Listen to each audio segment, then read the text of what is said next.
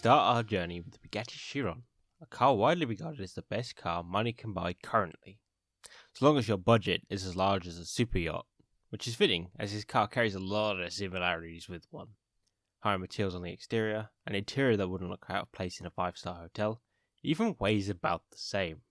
However, the Chiron has a dark side. In the form of an 8-litre quad-turbo W16 that makes almost 1,500 horsepower. That's enough power to push the 4,400-pound behemoth to 60 in around 2.4 seconds, and then on to a top speed of 261 miles per hour. In steps, the Chiron's rival, a spaceship from the land of Sweden, the Mandragora. Its off-worldly appearance is armed with an equally off-world transmission that has no standard gears that's been bolted to a twin-turbo 5-litre V8, making 1,100 horsepower, combined with some space-age motors to make a combined power of almost 1,800 horsepower.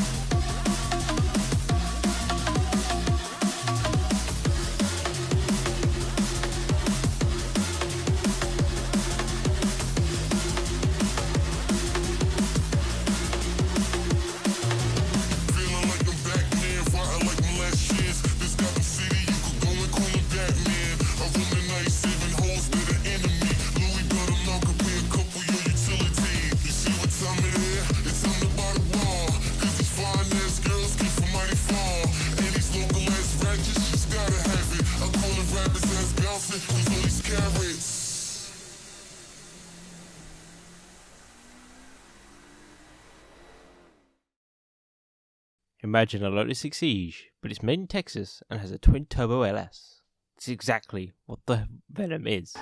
A lightweight tub with enough American horses to brute force.exe its way through anything. The LSX-based engine makes about 1200 freedom powers, and if it wasn't for the no number of cars made, it would have put the car in the spot of the fastest production car in the world. However, the car isn't just raw power. The necessity is from the rather nimble Lotus Exige. There's a rather advanced programmable traction computer.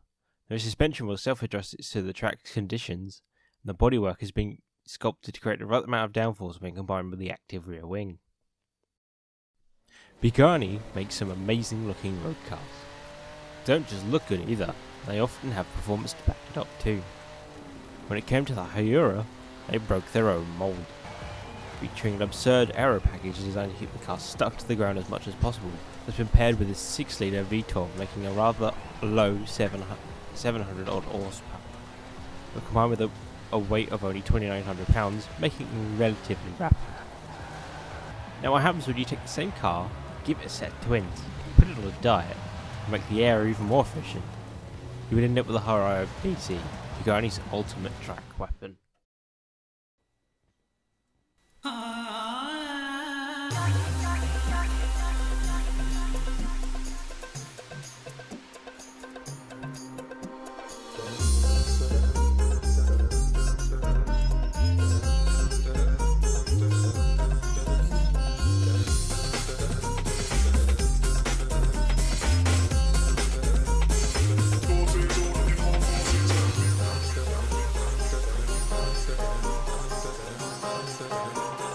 Living the days of the torch. Living the days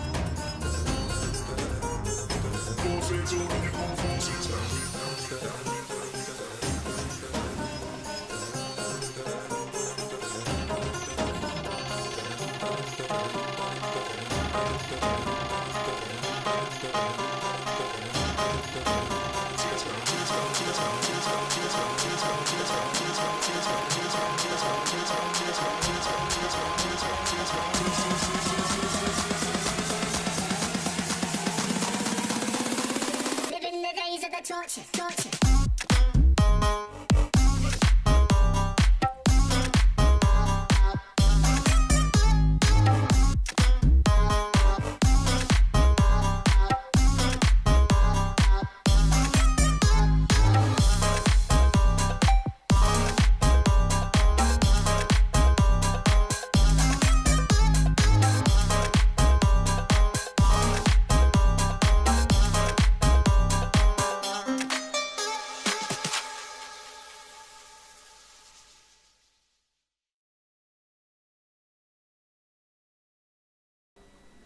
McLaren know how to make a really good road car, from the F1 to the P1 all the way to the new Senna.